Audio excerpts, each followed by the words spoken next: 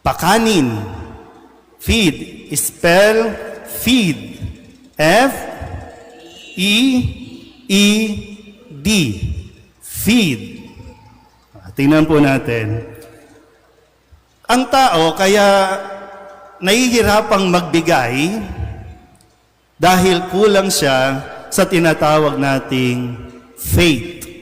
Sabihin nyo nga, faith.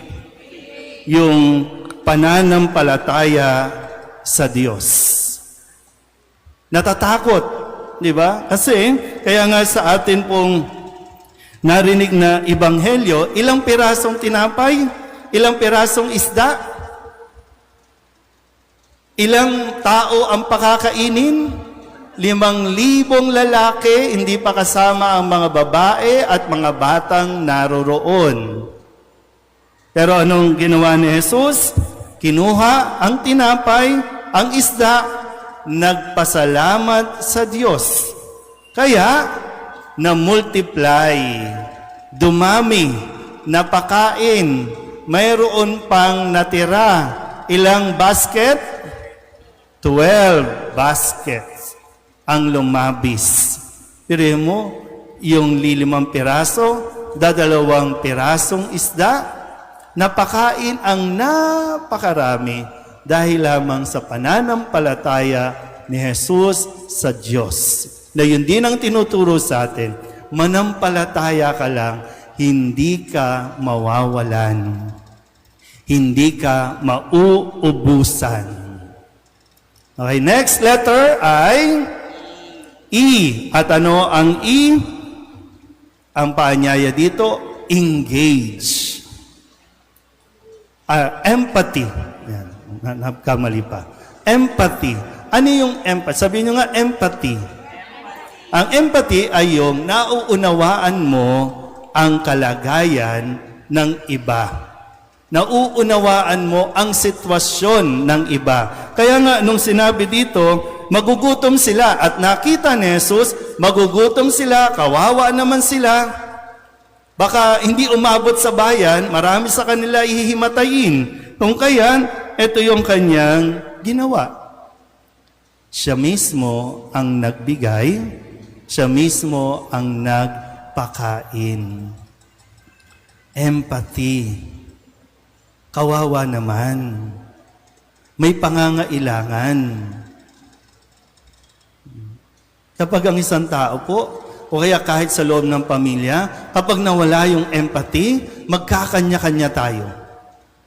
Sweldo mo lang. Kita mo lang. Kapag mayroon nangangailangan sa inyo, magdadamot ka. Kaya, ikaw ba, naranasan nyo na bang magutom? Uy. Naranasan nyo na bang magutom? Kasi hanggat hindi mo yan nararanasan, hindi mo mauunawaan itong kahulugan ng empathy. Kaya alam nyo yung mga bata dito, huwag nyong sanayin. Mga bata, maraming tao, maraming katulad ninyong bata. Sa Israel, sa Iran, gutom na sa mga oras na ito dahil sa mga gera-gera. Tapos ikaw, mag-iinardi ka, magdadabog ka kasi gusto mo fried chicken, gusto mo hotdog. Pag wala yan, magrereklamo, magdadabog. Doon, kahit tinapay lang, okay na. Tinapay lang, wala pang palaman yan, pero okay na sila. Gusto nyo pa bang maranasan natin na maggera dito? Naranasan natin nung panahon ng COVID, hirap tayo kung saan tayo kukuha ng pagkain. Kaya napakahalaga, kahit sardinas lang, napakahalaga na yan.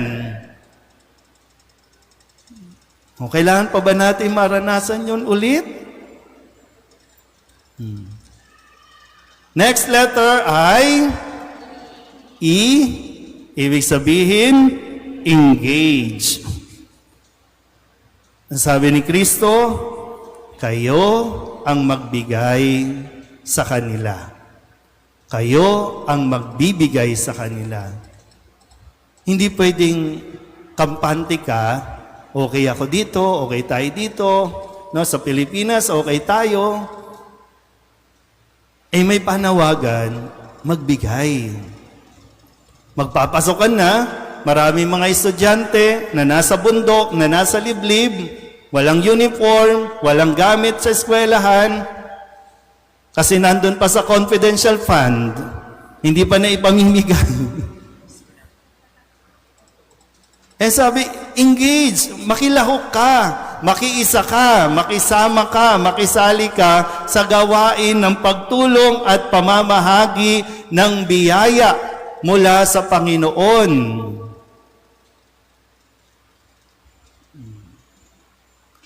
Last letter. Letter D.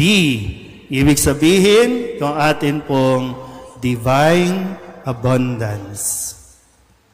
Hindi madamot ang Diyos. Kaya wala tayong karapatan para magdamot. Ang Diyos, kayang-kaya niyang paramihin ang anumang mayroon tayo na iniisip natin, konti lang ito akin lang ito, kaya wag nang pamigay. Pag ganyan, nawawala tayo doon sa atin pong pagtitiwala na sinasabi nga natin, di ba? God will always provide.